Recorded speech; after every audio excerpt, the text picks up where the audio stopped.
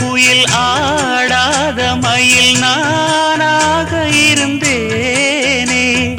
பூவோடு வரும் காற்றாக என்னை நீ சேர தெளிந்தேனே.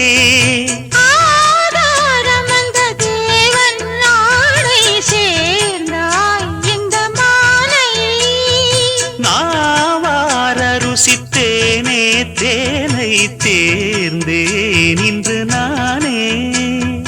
வந்த துணையே வந்து அணையே, அந்த முள்ள சந்திரனை சொந்தம் கொண்ட சுந்தரியே. சாமி கிட்ட சொல்லி வச்சு சேர்ந்தது இந்த